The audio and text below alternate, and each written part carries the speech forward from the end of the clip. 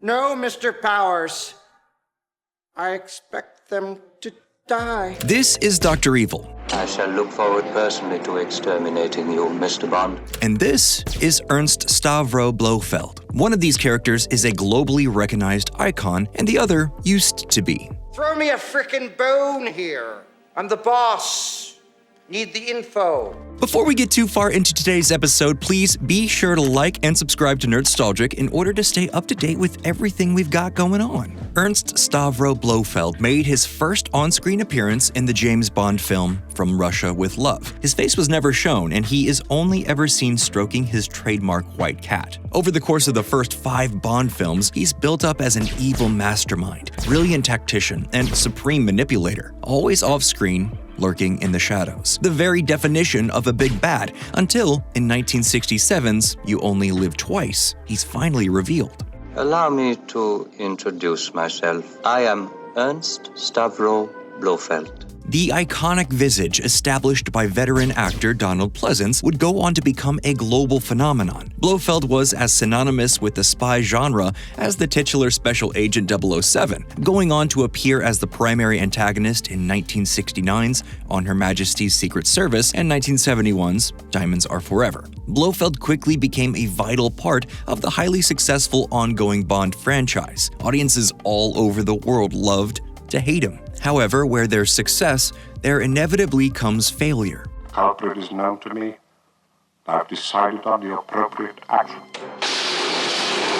After the release of Diamonds Are Forever, a long-running lawsuit over the rights to Bond, Blofeld, and Specter came to a close. Albert R. Broccoli and Harry Saltzman lost a suit to Kevin McClory, a writer and producer who at one point had co-authored an original screenplay titled Thunderball. Ian Fleming subsequently took the story when no film financiers would step up to make it and turned it into a novel titled Thunderball. Blofeld, Specter, and possibly many of the big screen quirks of Bond himself all flowed directly from his original unproduced draft of Thunderball. And you know what? The courts agreed. McClory won the suit, and so the Bond franchise killed off Blofeld. And yet, Blofeld's popularity and influence pervaded for decades to come, from the obvious homage of Inspector Gadget's nemesis in Dr. Claw to the head of the Team Rocket faction in Pokemon, Giovanni. Blofeld had imitator after imitator. Allow myself to introduce myself. In 1997, when Mike Myers decided to put together a Bond parody film, it was only natural that a Blofeld-like character would be featured somewhere within the piece. Titled Austin Powers, International Man of Mystery,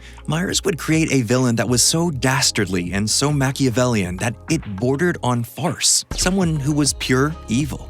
Now, Mr. Evil.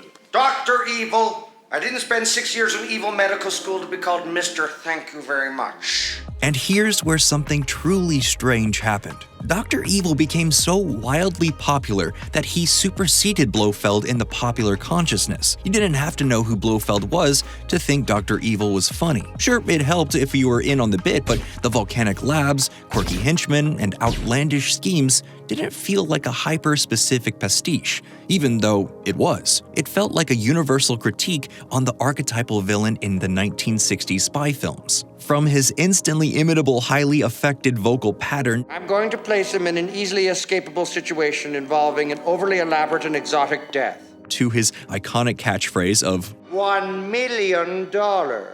Dr. Evil was winning hearts and minds left and right. His iconic bald head and scar, something that's more than a little referential in the Donald Pleasence version of the character, his all-gray ensemble, and his penchant for lap cats, the parody isn't exactly subtle. But no one thought twice about it. Dr. Evil quickly cemented himself in the cultural memory as the spy villain to end all spy villains. And this was only furthered with the two sequels, Austin Powers, The Spy Who Shagged Me, and Austin Powers in Goldmember. At the time, Eon, the production company that makes all the Bond films, wasn't that concerned with it. However, in 2006, when Eon regained the rights to Casino Royale, the only novel they didn't have the rights to for decades, a new question began to be asked. How do you update Bond for the 2000s? They chose to go back to the start, create an origin story for Bond and bring him back to basics. And it worked. Daniel Craig's take on Bond proved to be a massive success for the franchise, but after the faltering misstep of Quantum of Solace and the prestige return to form in Skyfall, Eon was looking for a way to pay respects to the franchise's lengthy history by reintroducing Blofeld. And here's the rub: how do you make him different enough from Dr. Evil to take seriously as a filmic antagonist, without losing all the elements that make him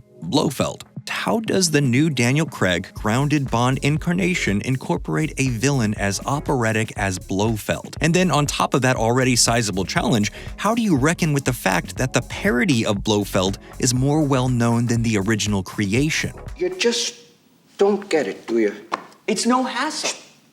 But all I'm saying, they're gonna get I'm just... Because despite not having a feature film appearance since 2002, Dr. Evil was as popular as ever, as evidenced by Mike Myers' return in full Dr. Evil costume for both the SNL 40th anniversary cold open and a General Motors commercial. I will help save the world first, then take over the world. So longtime Bond screenwriters Neil Purvis and Robert Wade came up with a new spin on the character. They decided to make Blofeld Bond's brother. Right.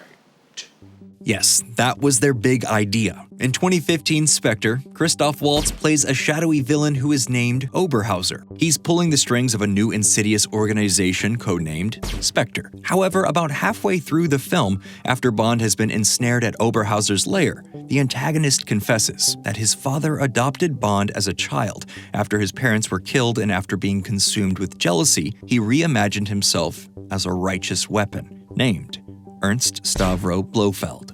Catchy name. The film feels out of step with the rest of the Bond films that Craig starred in. Everything from the logic of how Bond ends up at Blofeld's compound to how the villain gets his iconic scar feels self-conscious, and like it's second-guessing itself at every turn. It knows it has to give you Blofeld in a Nehru-collared jacket petting a cat, but it doesn't really want to. So it distracts from the immediate introduction of the concept that Bond and Blofeld are literal adoptive brothers. Well, what's brothers for you? They always know which buttons to press. Which is increasingly bizarre when you think about the fact that Dr. Evil and Austin Powers are twin brothers too. Dr. Evil's not your son. I am. You both are.